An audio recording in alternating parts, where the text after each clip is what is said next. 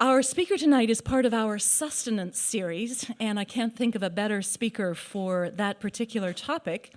Before we launch the introduction for this evening, I wanted to announce that we've picked our theme for next year. We're going to be doing a year-long series of events on the topic of conflict. Mostly as personal development for me, because I've always been conflict averse. So I'm going to jump in and we're going to see what we can do. There should be no dearth of interesting speakers and events we can stage on the topic of conflict next year. Okay, as people continue to get settled, please just make yourself comfortable. All right, I'll give a quick introduction to our speaker, but mostly I'd like you to have time to hear him. He will speak for about an hour. Afterwards, there will be a book sale and signing. So if you'd like to purchase Professor McWILLIAMS' book, they're available in the lobby outside in the hallway, just outside the doors. And then this is our signing table, so you could bring your book back in if you'd like to have it signed. It works out better for the logistics that way if we split up those two things. Also, Professor McWILLIAMS has agreed to take questions afterwards, so we'll have a question and answer. You will see that there are mics in the two aisles. We'd like you to come to the mic to ask your question, please, so that everyone can hear the question. It makes it easier for the audience to follow the discussion. If you can't get to the mic or prefer not to, we have a handheld mic that we can bring you. So you can just indicate that you'd like to speak and we'll bring one to you. When the Department of Public Safety here at U of O heard the topic that we were going to present tonight and read a little bit about Professor McWILLIAMS, they wanted to send us 2 uniformed police officers. Now, we had offered Professor McWILLIAMS protection, but we decided that our 6-woman team could probably do the job. So we politely declined the captain's suggestion, and we assured him that Oregon Humanities Center audiences are of the most civil variety and respect the atmosphere of civilized debate that Eugene is well known for. So we'll count on you for that. I think Professor McWILLIAMS has a few stories to tell on the topic of just how contentious some of these issues can become, but he's also become a great expert at presenting controversial material in a very balanced way. Professor McWILLIAMS is an associate professor of history at Texas State University. He specializes in early American history and the environmental and agricultural history of the United States. He's a former fellow in agrarian studies at Yale University, and he's the author of 4 books on food and agriculture, including Just Food, Where Locavores Get It Wrong, and How We Can Truly Eat Responsibly, this very book, and the same one on the table with Professor McWILLIAMS, which came out in 2009. Folks, there's still seats down in the front if you'd like, and there's a lot over to your right, so please make yourselves comfortable. Another of McWILLIAMS' books is A Revolution in Eating, How the Quest for Food Shaped America. And I know he's also a historian of entomology, so he recently spoke to a large national gathering of entomologists and taught them a little bit about the history of their own discipline. His articles and reviews have appeared in the New York Times, the Los Angeles Times, the Washington Post, the Christian Science Monitor, on Slate.com, on Freakonomics.com, and in The Atlantic. In 2001, McWILLIAMS won the Walter Muir Whitehill Prize in Early American History, awarded by the Colonial Society of Massachusetts, and in 2009, he won the Hiett Prize in the Humanities from the Dallas Institute of Humanities and Culture. This morning, McWILLIAMS did a great UO Today interview with me, which will be on the UO website in about 2 weeks and will air in about a month's time. So please take the time to watch that if you'd like to hear more about his thoughts on this topic. And tomorrow we'll be taking him on the road with us. He'll be giving a lecture in Portland, at UO in Portland, at the White Stag Block as well. A word about the lectureship that McWILLIAMS is here today to hold. He is going to deliver the Oregon Humanities Center Criticos Lecture for 2010-2011. The Criticos Professorship in the Humanities was established in 1993, so it has a venerable history, with a gift from very generous donors. Its purpose is to bring to the university and the state of Oregon distinguished scholars, critics, and leaders in the humanities in order to promote, quote, intellectual honesty and freedom, and recognition of the worth of open and honest civic discussion and critical analysis of differing viewpoints and values. We invite as Criticos lecturers people who are known for speaking their minds and even, especially, when what they have to say is controversial. Who better then for such a talk than the agrarian contrarian? And we use contrarian in the very best sense of that word, someone who causes us to question our own assumptions and to make well-founded decisions on important topics. McWILLIAMS learned very early, as he told me this morning, starting with a New York Times op-ed piece in 2007, just what a hot-button topic the locavore movement can be. Before I pass the podium over to him, I want to acknowledge the other members of the Humanities Center for all the hard work that goes into putting together this kind of an event, including the design of the striking publicity and all the travel and hospitality arrangements. So much appreciation to Julia Hayden, Melissa Gustafson, Peg Gearhart, Lindsay Hendrickson Rogers, and Jonna Ireland. It does take a whole team to make this happen. So let me get right back to this. As we said, Professor McWILLIAMS will speak for about an hour, then we'll do a question and answer, and we will be done by 9 o'clock. Please help me welcome James E. McWILLIAMS.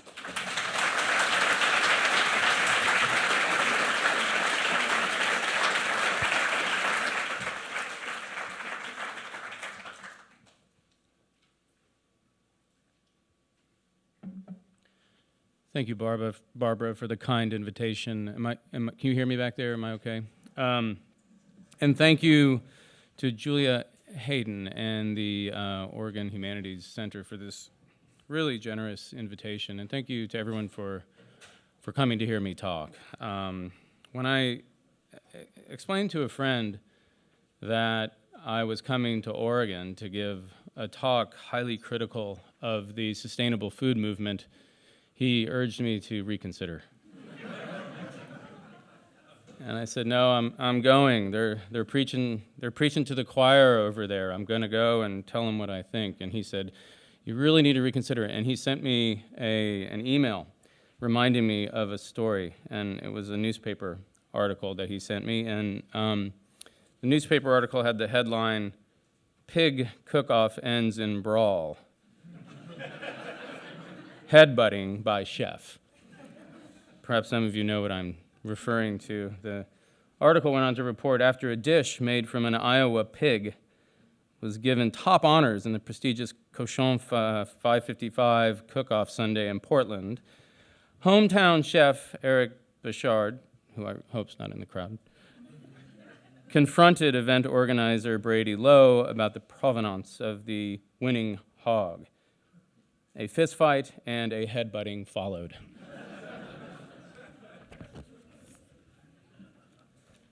I can assure you I am going to give an aggressively critical talk on the sustainable food movement. But before I get into my argument, I do want to say I do this in the spirit of dialogue. I do it in the spirit of challenging assumptions, and I really go at this really as a kind of generous provocateur rather than, well, some of the common terms that are used to describe my work by opponents would be needlessly provocative or recently infuriating. But I really do this in the spirit of open-minded inquiry.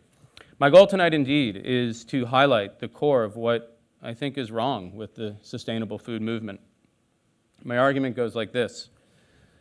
The sustainable food movement, as it currently exists, is marked by intellectual insecurity, short-sighted insularity, a self-defeating anti-corporate bias, and a stubborn unwillingness to confront the geopolitics of food production.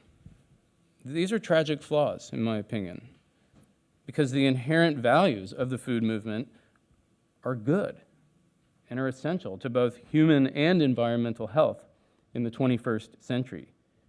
There is no denying the fact that we have to produce more food than ever before in the next 40 years. So any emphasis on how to do this sustainably is welcome. But the sustainable food movement, despite the nobility of its mission, has been largely irrelevant, if not counterproductive, to this challenge. The media has a lot to do with this. It's very easy to blame the media, but the media has a lot to do with this. The one venue where the sustainable food movement has really undermined its own potential is in its complicit acceptance of its popular portrayal in the media.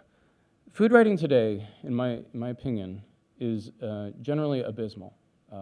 It is fluffy, it is celebratory, it lacks criticism, it's self-referential.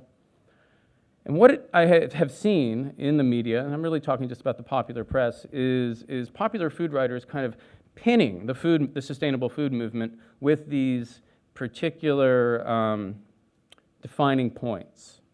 And I'll get to some of these points soon.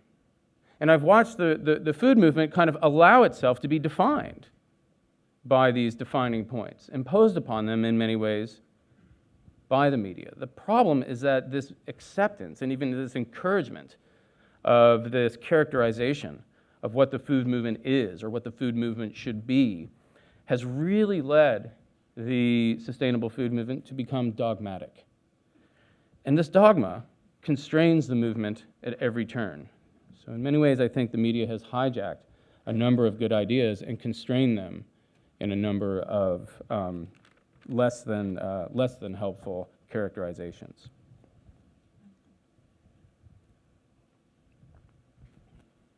I'm not going to spend the evening criticizing the media, and I guess Noam Chomsky was here recently, so I imagine that's already been effectively covered. I have been especially intrigued, though, with these dogmatic beliefs that are at the core of the food movement. And this is where I think my role as a historian has been quite useful. Historians, I think it's safe to say that historians generally tend to become deeply suspicious when they see a trend developing, when they see a large number of people accept an idea. Historians sort of instinctually think something's wrong there. There's a myth that has to be uncovered. And then they go and research that and come up with some other story, some alternative narrative to what is commonly accepted. So I think it's this instinct, this impulse that has led me to really look at some of these foundational and definitional points of the food movement, which I'm going to get to momentarily, and really look at them very, very carefully with a deeply skeptical perspective. So I've done this, and really for the last 5 years, I've been kind of committing journalism, as a historian might put it, and writing about these issues in the popular press. And Barbara named some of the outlets where I'm writing about these, so I'm getting a tremendous amount of feedback, which also made me think would have been much better suited for the conflict next year rather than the sustenance. I don't know. So my overall conclusion as I did this writing, and I'm still doing it a little bit, although the focus has shifted, but as I did this writing in the popular media and got feedback from readers, it became clear to me that with food and agriculture, nothing is as simple as it seems. Every claim has a counterclaim, and every study, every legitimate study has a legitimate counter study. Everyone has some kind of interest at stake. So let me get more specific and talk about some of these defining features and how I've tried to work with them. And again, I'm just going to name 5, and these are fairly random. I could pick 5 others very easily, but I think it's safe to say that the 5 features or the 5 bits of conventional wisdom that I'm getting ready to state, I think it's safe to say are central to the core ideology of the sustainable food movement. One is that organic agriculture is healthier or more environmentally correct. 2 is that genetically modified organisms, GMOs, are inherently dangerous. 3 is that locally produced food is more environmentally responsibly produced food or leads to a smaller carbon footprint. The 4th would be that, and this is a particularly controversial one, that free-range meat produced under free-range conditions is safer to eat and also more environmentally sound. And the 5th is that organic or non-industrial food is grown without dangerous chemicals. And these are just 5 beliefs that both the media and the food movement, I think, have kind of celebrated and at least embraced. I don't think these are necessarily false statements,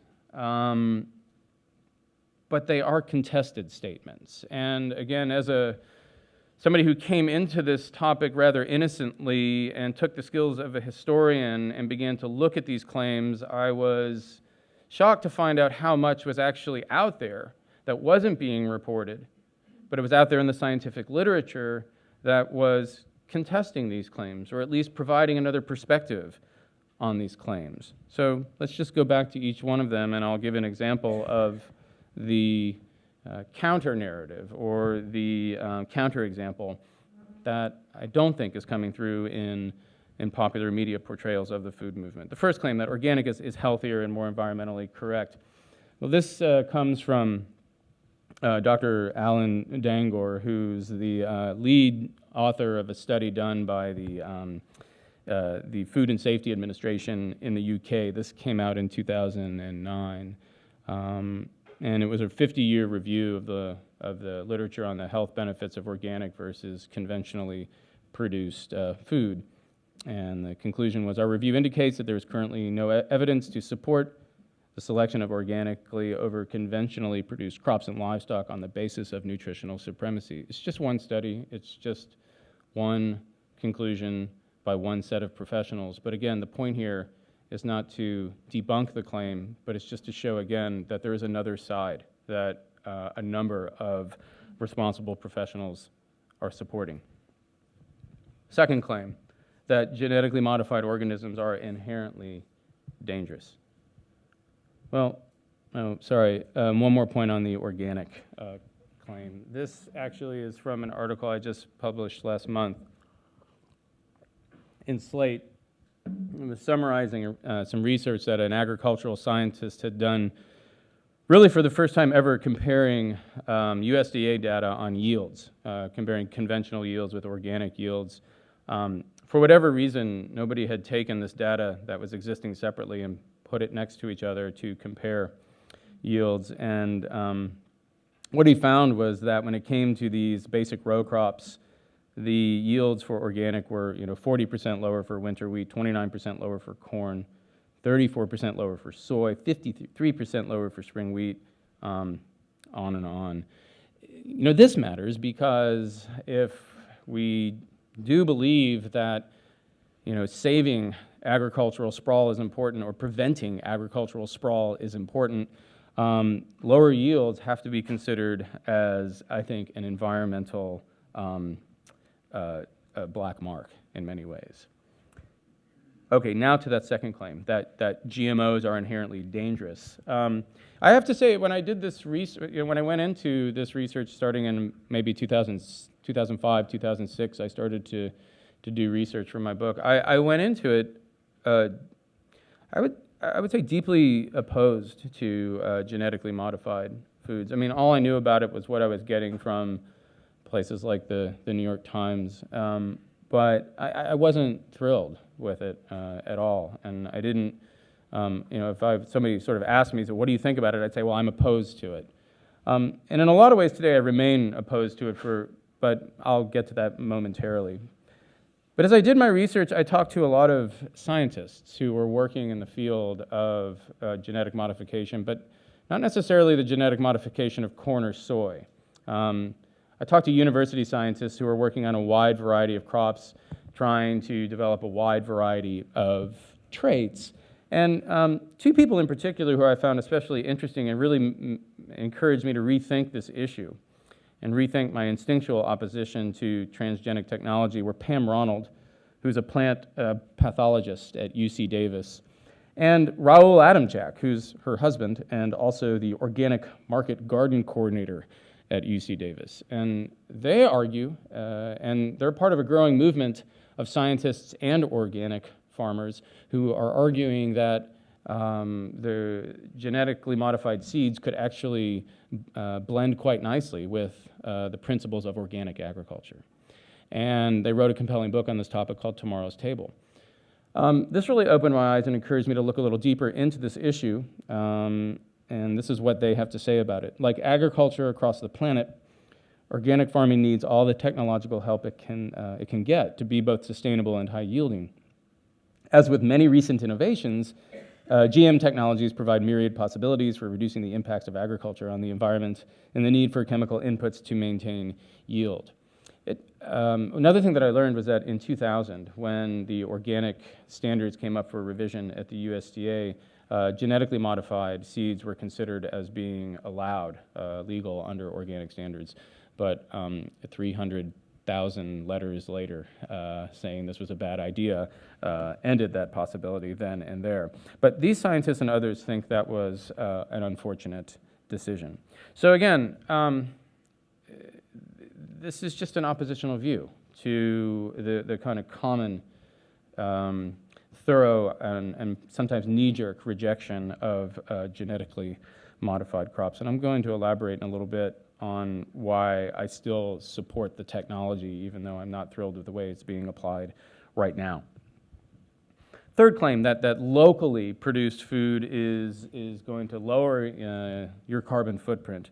Well, the person who initially I guess sparked this discussion about food miles was Rich Parag, who's at the University of Iowa.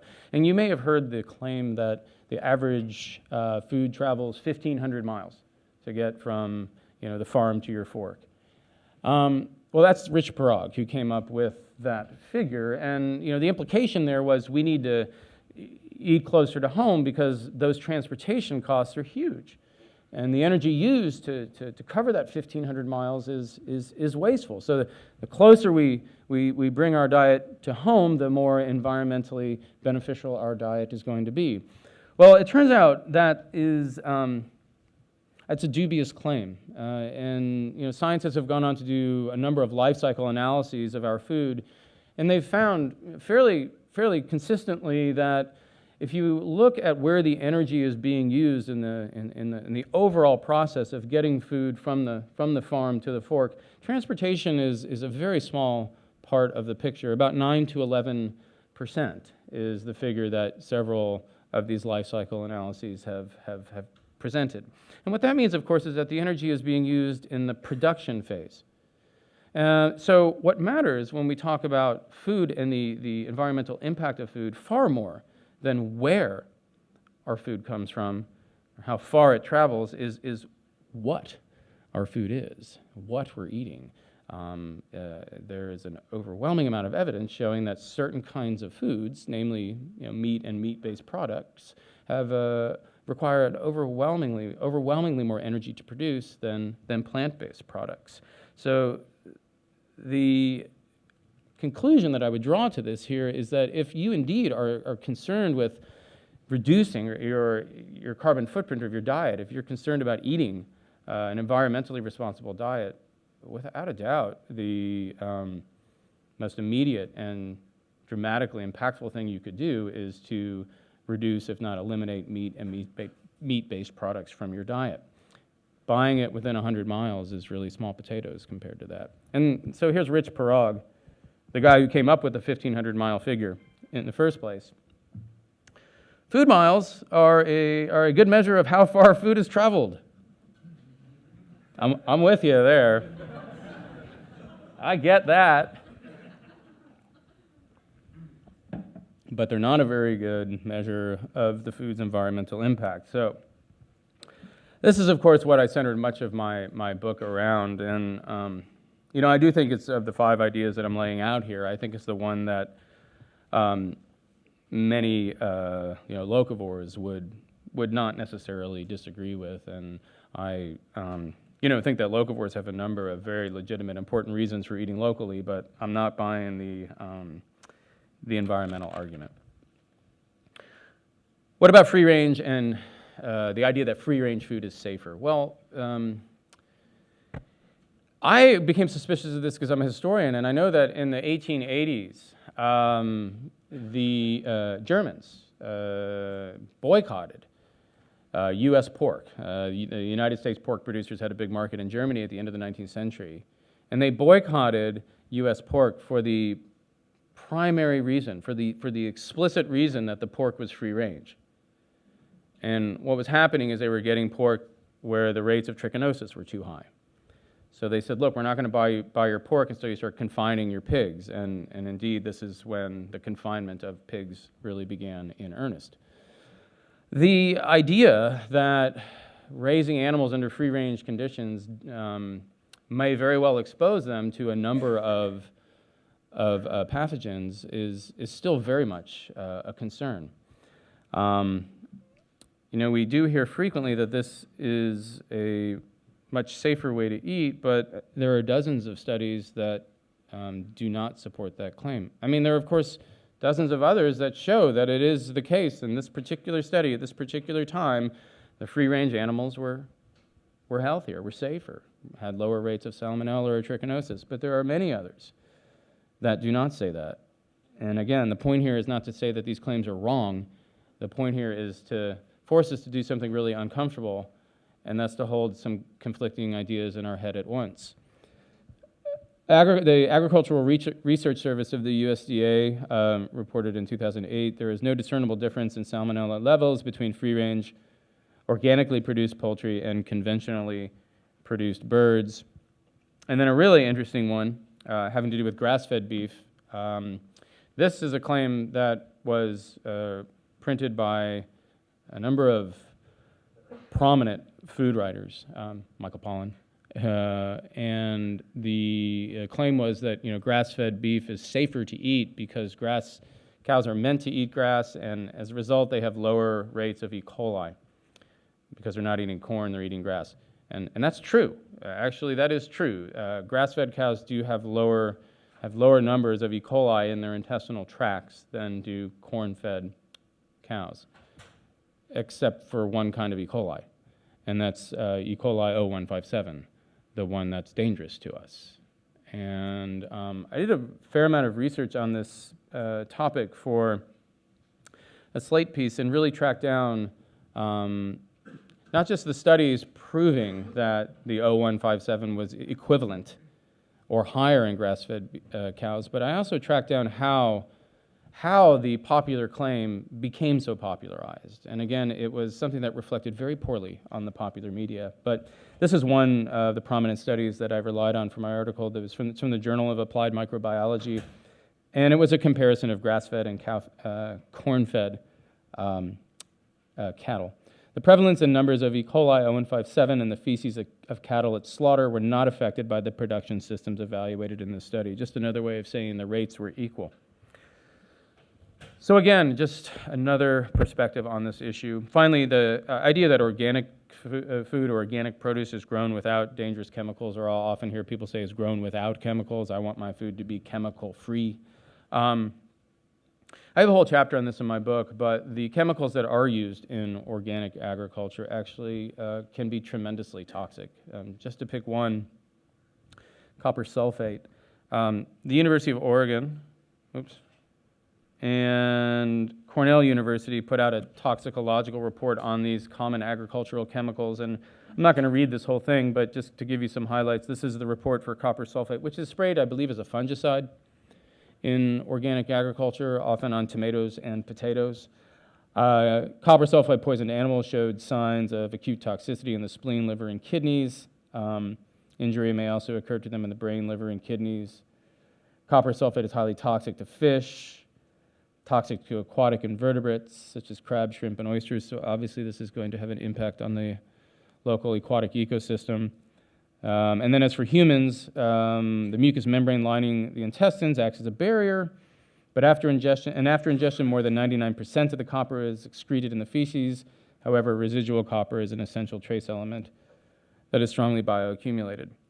Organic agriculture right now, in terms of the amount of agricultural land that it covers 0.5% of agricultural land in the United States, 0.5%. So we don't hear much about copper sulfate.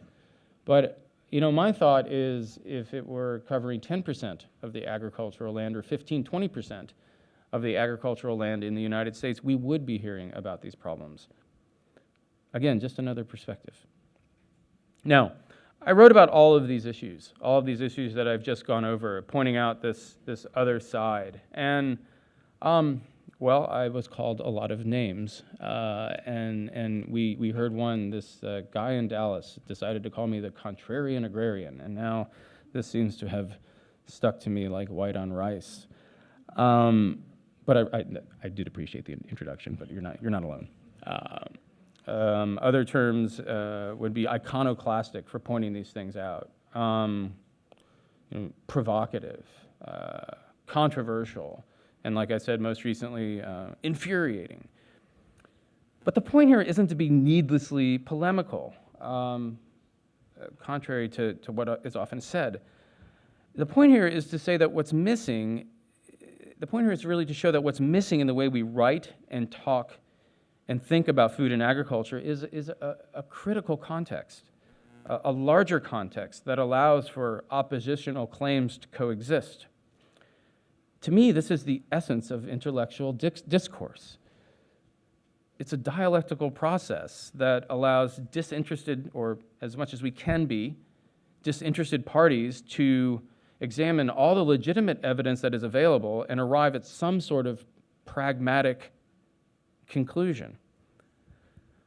So, if we did have a kind of open-minded civil discourse on these issues, rather than dismiss those who highlight these counterclaims as being needlessly polemical, what might happen? Well, I'm not going to go back to all 5 of these claims again. I'll just do a couple of them to show you how I think, ideally, if our discourse on food and agriculture was more open-minded, how the conversation might play out. It could play out a number of different ways, but I'll just give you a couple of ways that I imagine it going. So organic is healthier. Well, I think it's safe to say that, yeah, sometimes it is. With some foods grown in some places organically for a certain number of micronutrients, yeah, that's healthier. But sometimes it's not. Sometimes, if the research out there is to be trusted, sometimes conventional food for particular nutrients, for particular vitamins, or for particular minerals is healthier. Well, maybe what that suggests we should do is stop thinking in terms of making such a clear division between organic and conventional. Maybe that's a false dichotomy. Maybe we're getting led down these paths of controversy because we're holding to these truths that aren't quite as true as we think they are about both organic and conventional. And I think you wouldn't be shocked if you took a close look at the continuum of organic farms. You'd find an enormous diversity. And if you looked at the continuum of conventional farms, you'd find enormous diversity, really making the categorization perhaps somewhat meaningless. So what could you take from this? Yeah, maybe you could take from it, we shouldn't think in these terms, organic and conventional. Maybe we should come up with another rubric. Another way you could deal with this is to say, well, one thing we do know is that organic produce and conventional produce are both generally quite good for us. And maybe what we should be doing is pursuing policies that promote eating more fruits and vegetables and whole grains rather than promote messages that say, eat organic. It's just one way that would play out. Again, within this dream world of open-minded dialogue, genetically modified organisms are dangerous. Yeah, you know what? I agree, they are, particularly the way they're being used right now. Right now, we're in a situation where you have about 4 companies who have a monopoly on the vast majority of this technology, and they're using it to grow soy and corn and cotton and canola, just a handful of crops, and all of these crops are grown under monocultural conditions, and, well, cotton being accepted from this because people don't eat cotton, all of these crops are fed to animals, or they're turned into ethanol, or they're driven into some sort of heavily processed food. In other words, the entirety of the technology is being used right now to perpetuate a food system that is inherently unjust, that's inherently inefficient, that I think negatively affects every one of us every day. That's dangerous.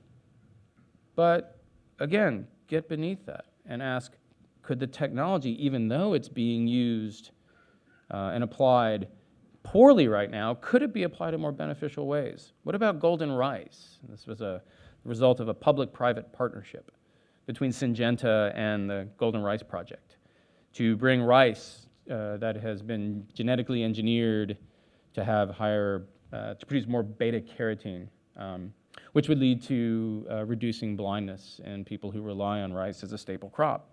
I mean, that seems to me like not a magic bullet by any means to curing blindness, but that strikes me as a beneficial application of this technology. What about genetically modified cowpeas that will allow African farmers not to lose an essential crop to drought? So a drought-resistant cowpea. Yeah, people are working on that. The technology is there. One of the reasons why it's not getting out faster is because there is such public opposition to anything genetically modified.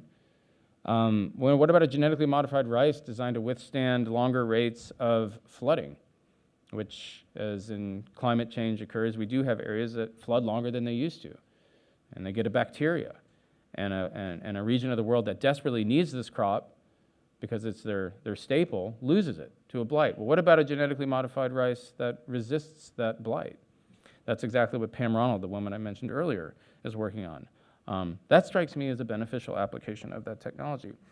So you see where I'm going with this. Maybe what we need to do as people who want to think ethically about food, perhaps what we need to do when it comes to genetically modified food or transgenic technology is make some distinctions and look at where it's used responsibly in a humanitarian and in an environmental way, and where it's being used irresponsibly. And the fact that it's primarily being used irresponsibly right now doesn't mean that there isn't great potential for this technology to be used in incredibly beneficial ways.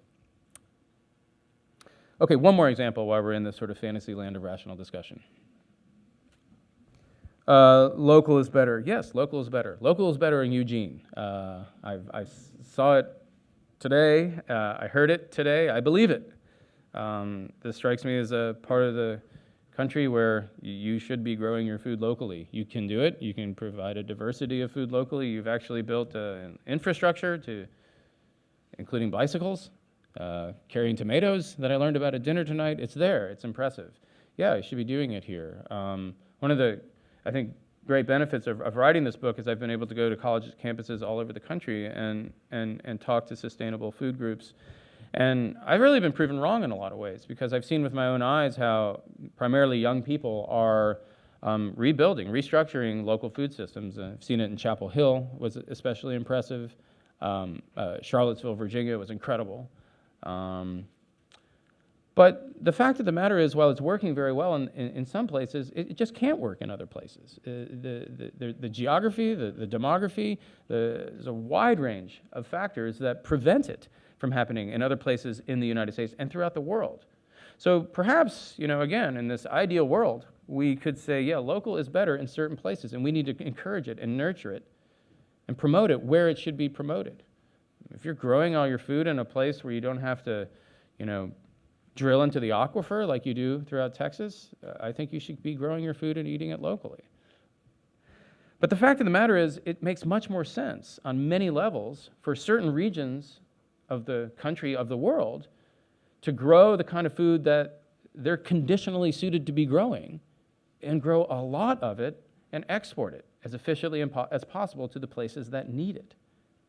So, the classic example here is the example of lamb in London. And there was a study that came out, 2006, showing that if you lived in London and bought your lamb from New Zealand, that this was actually a more environmentally responsible decision by a factor of 4. It was 4 times more ecologically efficient than if you bought it from right outside of London. And this is because lamb it has comparative advantage. It's grown in very low impact manner in New Zealand, and the shipping costs and the energy costs of the shipping are really quite minimal. So I think we have to figure out ways to both nurture local food systems, but also efficient more efficient global food systems, again, rather than casting these in some sort of false dichotomy. I won't go on with the other two because I think at this point you hopefully understand, at least have some idea of where I'm trying to go with these ideas. Now, this would be I think a productive direction in which to move, this kind of dialogue that I've just sort of enacted, but it's not happening. It's not happening at all. I mean, my experience, my stint in the world of writing about food and agriculture has led me to conclude that there really cannot be many other areas of life where debate is so heated and so angry and impassioned and often irrational. So the most common response that I get in making the arguments that I'm making here and sort of providing the perspective that I'm trying to provide here, the most common, and I get it every time, and I'm sure half of you are thinking it right now, is that this guy is a corporate shill. I actually have, I kid you not, in my inbox, rather in my email folder, I have a separate file, I have a separate folder that's labeled corporate shill. And I put the emails in there, and I have hundreds. I'm not a corporate shill for industrial agriculture. I'm on no corporate payroll. The only payroll I'm on is the payroll of Texas State University. What I am, though, is deeply concerned with an issue that the sustainable food movement, stuck in its dogmas, refuses to address, or at least address in a meaningful way that I have seen. How are we going to sustainably feed a population expected to hit 9.3 billion people in a mere 40 years? How are we going to virtually double food production with minimal land expansion? Every single degree increase in temperature drops yields by 10%. This is, due to global warming. How are we going to counter this trend? How are global agriculture systems going to confront decreasing water supplies, increasing salinization, increasing drought, and increasing flooding as a result of climate change? How are we going to keep grain supplies steady enough to avoid spikes in food prices that hit the poorest the hardest? We spend in this country less than 10% of our income on food. Sub-Saharan Africa spends close to 70 to 80% of their income on food. How are we going to do all of this without trashing the environment? To me, anyone remotely interested in the ethics of food and agriculture have no choice but to confront these questions. Pick up, is there an edible, do you have an edible Eugene? You know this publication? Yeah, edible Eugene, edible Portland, edible Austin, edible Manhattan. Pick up any one of these edible issues wherever you are, and you will never find these questions being asked. Read your Michael Pollan and your Barbara Kingsolver, and you will not find these questions addressed. The fact is that the sustainable food movement wants nothing to do, as far as I can tell, with these troubling questions. And the reason is simple enough. It has, its global population has doubled since 1970. It has promoted agricultural ideas that ignore scale economies, that lead to lower yields, higher costs, and sometimes, but not always, a decreased diversity of food choices. As the world's population exploded and spread, the sustainable food movement called for a return to small-scale, decentralized farms. I have no problem with small-scale, decentralized farms. I actually support many of them financially myself. But in light of the global crisis that we're looking into over the next 40 years, this is precisely what we do not need. So what needs to happen for us to have a sustainable agriculture on a global scale? What would a broader sustainable food movement look like? And I want to be clear here. I'm not dismissing the sustainable food movement as it now exists. I'm pointing out the flaws and saying there needs to be other perspectives involved. There need to be other issues that this movement, full of very lively, very active, highly intelligent people, There need to be issues that have to be addressed. And so these are the 4 big ideas that I'm going to go through and talk a little bit about, again, how I would like to see the idea of sustainable food expanded to include. So what would a kind of, if I got to design a sustainable food movement, what would it do? Well, number one, it would focus a tremendous amount of attention on pursuing agricultural technologies that increase density of production. This can be done in a number of ways. One would be the judicious, key emphasis on judicious, use of biotechnology, genetically modified technology addressing yields and chemical application and reducing chemical applications, not for corn and soy. We don't need any more of that. But what we could do is apply genetically modified technology to so-called orphan crops, things like sorghum and millet and sweet potatoes, in some cases rice. And I think this needs to be done through governments, through states, or through public-private partnerships. And the technology itself, while I think there are some advantages to short-term patents, giving corporations some incentive to pursue these technologies, overall, these patents need to be in the public sphere, in the public domain. Another example of a density of a way that we could achieve density of production would be research, development, and subsidization of environmentally efficient fertilizers. This is very boring. It's an issue that I have tried for years to pitch to national magazines and newspapers, and I tell them this is hugely critical to improving food production and the environmental impact of food production. And over again, I get the implicit response that it's just not readable material. So I'm going to talk about it anyway. We need to pursue in fertilizers that have higher nitrogen uptake rates. And again, we don't need to pursue, these can be crop specific. And again, not for corn and soy, but for those orphan crops. That's not going to really do you much good. The only reason it's so funny, of course it's corn that the example is for here, but there's no way around it. There are fertilizers that are incredibly expensive, that release nitrogen at a rate commensurate with the plant's nitrogen needs. And the release rate is slower, and as a result, a majority of the nitrogen gets taken up by the plant. And as one scientist told me when I was doing some research on this, nitrogen is good when the plant takes it up, and it's bad when it doesn't. It runs off into the environment, creating dead zones.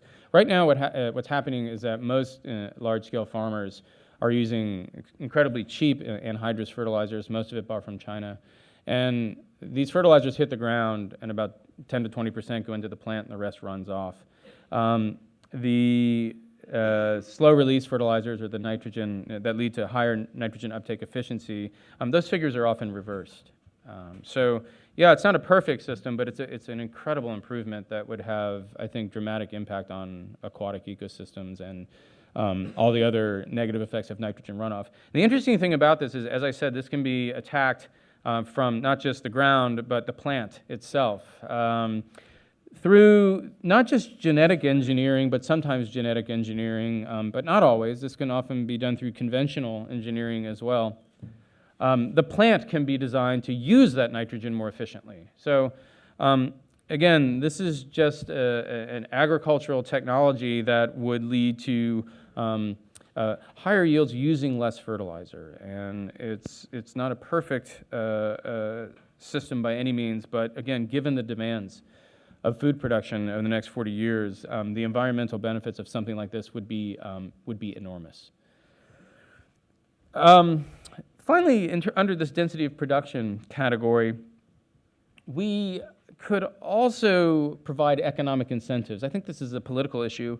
Provide economic incentives for a variety of density-driven, really localized technologies that, in one way or another, produce more food with fewer inputs in a smaller geographical space. Let me get back to my aquaculture example. I mean, one was aquaculture. I have a chapter in my book on aquaculture, and one thing that was really quite stunning to me is freshwater aquaculture is what I'm talking about. As far as I know, marine-based aquaculture cannot be as sustainable. I know they're working on it with salmon, but I don't see it happening. But there are freshwater systems that are scalable. Here you can see in the image there's the small kind of home aquaculture system, and then of course the commercial catfish farm, which I believe this picture's from Alabama. So it's scalable, and the amount of flesh, I mean the amount of edible flesh that you can get per acre is astronomically higher than what you get from land-based animals. And it's interesting why. I mean, one of the reasons why is that, fish convert the feed into flesh much more efficiently than land-based animals do. And one reason they are able to do this is they don't have to use energy. They float, so they don't have to use energy to walk around or to maintain body heat like land animals do. So there's a more efficient conversion rate. I don't have the figure in front of me, but again, it's in my book. Just the amount of calories per acre that you can get through freshwater systems are, off the charts higher than if we're talking about land-based animals. So that's just one. Others that I haven't really looked into as carefully, but really intrigue me. Saltwater greenhouses. Again, I also would point out here that all of these are really can be locally based. A saltwater greenhouse is a solar-generated greenhouse that uses solar energy to desalinate saltwater and use it to grow plants in a greenhouse in the desert. So this is something that's being undertaken thus far on a fairly experimental level in the Middle East. And again, if we're talking about food security, this is something I think that would be worth pursuing. I'm going the wrong way. And then precision farming.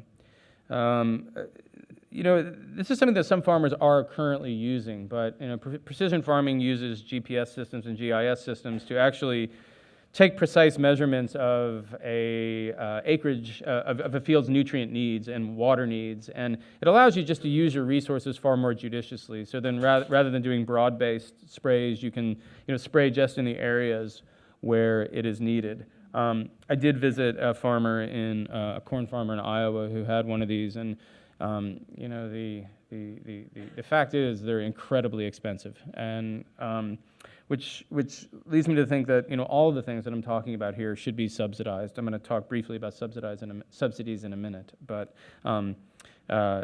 anyway, so that is a final example that I'll give. There are others. Vertical farming is one, and again, I've only looked into this a little bit. But again, it strikes me as a sort of density-specific and density-driven technology that might be worth pursuing. All right, the second big idea here, the second sort of principle, and I don't think many people who are in the sustainable food movement would disagree with this, is that we need to make industrial agriculture. I don't have a problem with industrial agriculture. Frankly, I think we need industrial agriculture given the food demands that we're facing. And industrial agriculture, agribusiness does one thing really well. It produces a lot of food. And we need this to happen. The problem is it produces a lot of food while creating a tremendous amount of environmental degradation. So the reason why they do this, of course, is because they don't have to pay for the externalities. And if we had agricultural rules, if we had agricultural laws that said something to me that's fairly simple, it's actually a market-based law. Farmers should pay the true cost of production. If farmers did have to pay the true cost of production, we could put a price tag, a market value on air, soil, and water. And when they were damaged, farmers would pay for that. That, in addition to restructuring our subsidy system, I just really like this image because you can't see it very well, I imagine, but it captures the hypocrisy of our subsidy system so well. The image on the left is what is subsidized. And the beige, the predominant color there is meat and dairy. It gets 73% of the federal, I think it's $315 billion a year. They get 73% of that.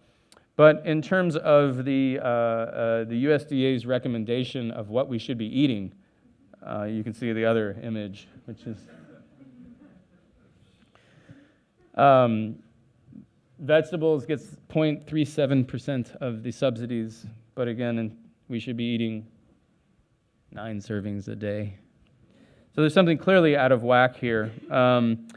I did read, and I meant to actually look up the citation before I came here, but I didn't. But I did read, so this is somewhat speculative, that if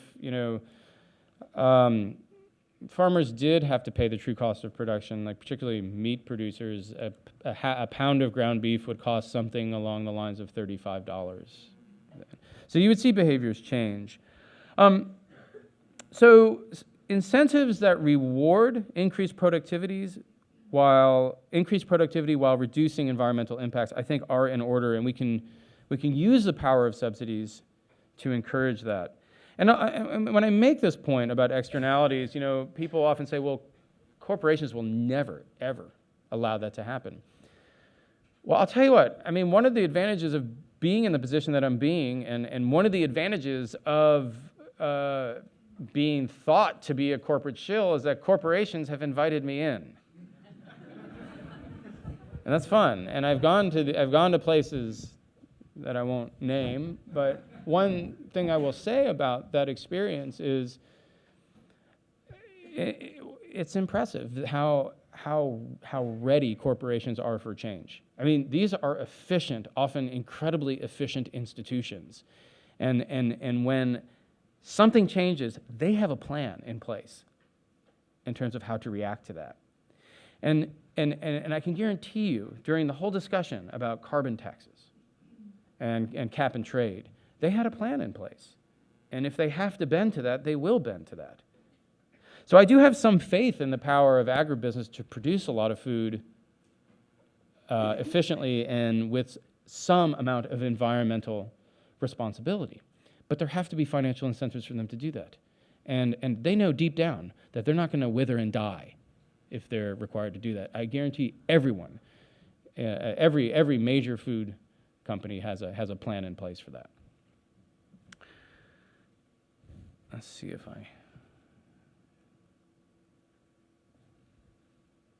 I'm going to be quick about this one. Again, in terms of what we should be thinking about in terms of sustainable agriculture, we need a massive public reinvestment in agricultural science and technology. The peak here was the mid-'70s when there was enormous public. The top line there is the public investment in agricultural research.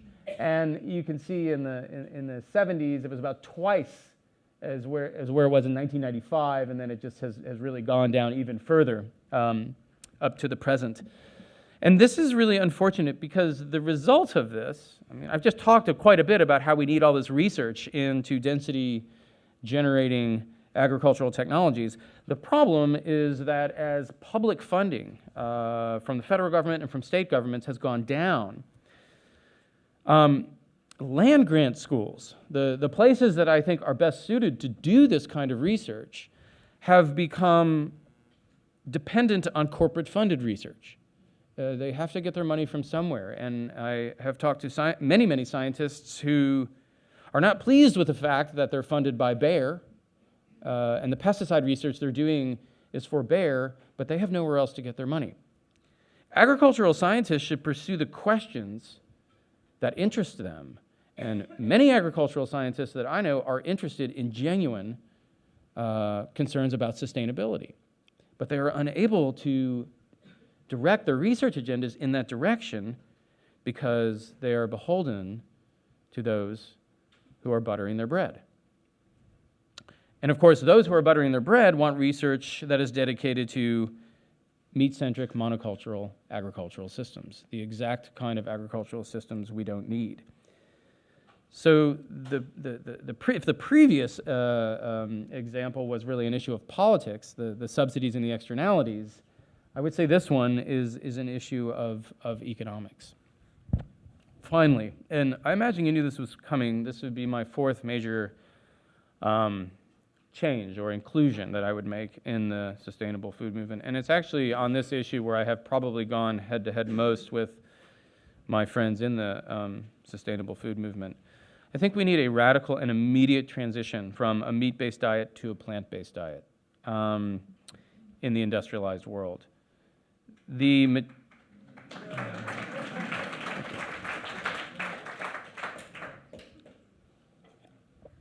Thank you. The majority, the statistic that I'm getting ready to read right now, I could go on for another hour reading similarly galling statistics, but the majority of fertilizer, that cheap anhydrous nitrogen fertilizer that I mentioned earlier, the majority of it is used, and the majority of pesticides that are sprayed are used to grow, on some level, to grow food for animals. The majority of the antibiotics that are produced are fed to animals. The majority of the water in the West goes to animal agriculture. We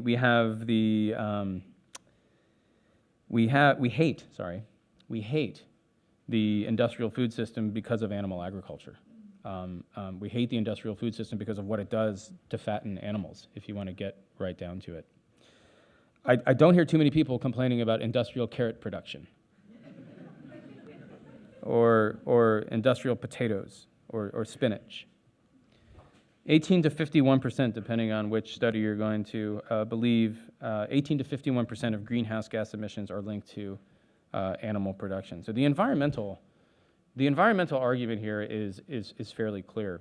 What I find happening in the sustainable food movement is a kind of glorification of these alternative small-scale free-range systems. There are still many, many problems with those systems, and I think ultimately we're going to have to see radical, they're better in some ways, but ultimately we're going to have to see radical reductions in the amount of food that we eat as an industrialized nation. I think the average amount of meat purchased by an American these days is somewhere like 260 to 270 pounds a year. It should probably be more like 12. Now, the other concern here is that I've talked about the sort of Malthusian fear and this increasing population and the need to meet the caloric needs of this increasing population. But something else that's happening is we're also, between now and 2050, going to see about 3 billion people in the world move into an economic position where they're able to eat a more industrialized diet. And if the industrialized diet that they adopt is the one that we're eating now, the game is over. All these discussions we're having about sustainability are going to be irrelevant because that will not be sustainable, no matter how the meat is raised. I would also, and this is a bit new, this is not in my book, this is where I've been going since my book has been published on the meat issue. I was overwhelmingly convinced by these environmental arguments. And I think most people who have read that chapter in my book have been as well, and I've gotten the most positive feedback on that chapter. But I've since really started to look into the basic ethics of animal production. And again, just being as curious as I could be, and it's almost like I don't know if I want to go there. I don't know if I want to go and read what the philosophers are writing about meat production and the ethics, the basic question of is it morally acceptable to own an animal and exploit it for food we don't need? It's a frightening question, especially if you take it seriously and go to the animal rights literature. And I did that, and I went into it, and I said, I think I'll have no trouble getting out of this. I'm going to be able to create moral space for what, the dairy and the cheese and the beef that I want to eat. And I went into it, and I couldn't. And I just bring that up because I would encourage, again, the sustainable food movement says, study where your food comes from. Let's do it. Go all the way down. Go all the way. And if you see an animal slaughtered, I think you have to ask a question: is there a problem here? I think we have an obligation to ask that question. Why are we not engaging this issue? Because it's uncomfortable. It's uncomfortable even talking about it. But this is where I'm going with a lot of my work right now, and I have to tell you, I have been convinced, or not, I will not say I've been convinced, but I haven't been able to argue my way out of that very uncomfortable position. And I think the sustainable food movement is certainly at this point mature enough to take on these questions, not just of animal welfare, but animal rights. Oh, I forgot 2 more slides, but there we go. All right, so I'm going to end with a kind of statement of the, if I could be king and design the perfect agricultural world, what would it look like? And then I'll take questions. My perfect agricultural world would be diverse global production and trade of nutrient-dense plants through environmentally sound industrial methods, not exclusively industrial methods, and for the direct rather than indirect consumption of by humans. In the end, I'd like to see a sustainable food movement centered on the ultimate goal of people growing food for people, whether they are our neighbors or half a world away. Thank you.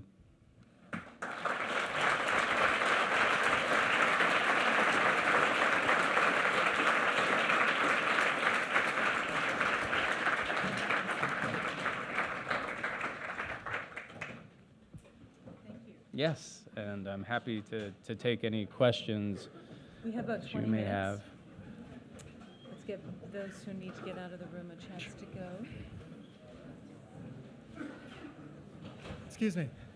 We're going to wait just a moment while people have a chance to leave. Oh, thank you. And then we'll take questions and everyone can hear.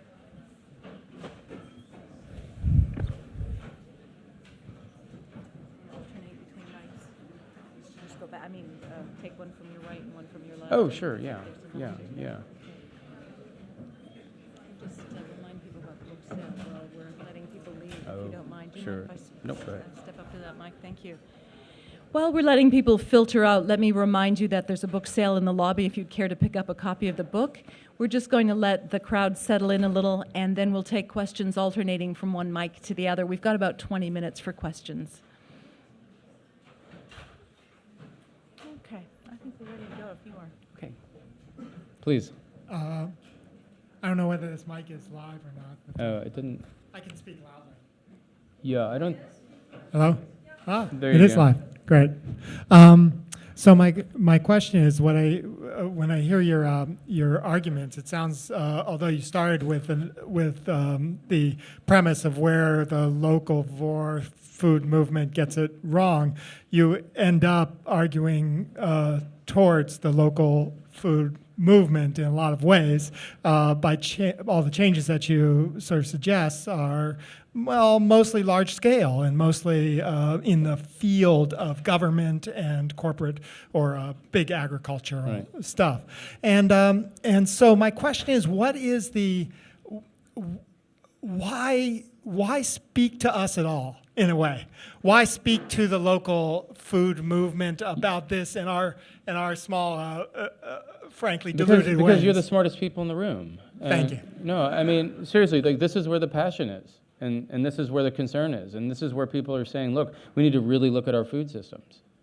And these, as I said in my opening, when I stated my argument, the real tragedy is that the core belief system at the core of the locavore movement or the sustainable food movement is essentially good. We just need to figure out how to apply it to these global questions. There's an insularity that I see that's incredibly damaging. So I'm speaking to you because you're the sort of talented 10th. You're the ones that are going to make these changes happen. Every city I go to, I meet locavores who have everything that one would need to take this issue global. They have access to media. They have access to often government. They have a lot of passion and a lot of charisma. So it's not just you I'm talking to, though. I actually talk to a lot of people in agribusiness. I talk to a lot of people in corporations. And this will maybe shock you a little bit, but when I talk to you, I don't just mean you, I mean you, I get a lot of flack, and that's fine. I mean, that's all part of debate. And when I talk to corporations and I go to Monsanto and I say, you know what, I don't believe in animal agriculture. They say, hey, why don't you come visit us for 2 days? It's a really interesting kind of, the differential reaction there is really hard for me to process. I mean, as somebody who's for the most part, my entire political belief system has always leaned in a certain leftish direction, to be kind of castigated by many of my friends in the left has been no fun, and then to be warmly embraced by people in right-wing corporate America has also been a little sort of causing cognitive dissonance, I guess. But I've spoken to them too. I've spoken to ranchers in South Texas. So it's not just you that I'm speaking to, but I do believe that when I come and speak to sustainable food groups, that these are the people who are really going to affect change. Thank you. Yes. Hi. I'll identify myself. I'm primarily vegetarian.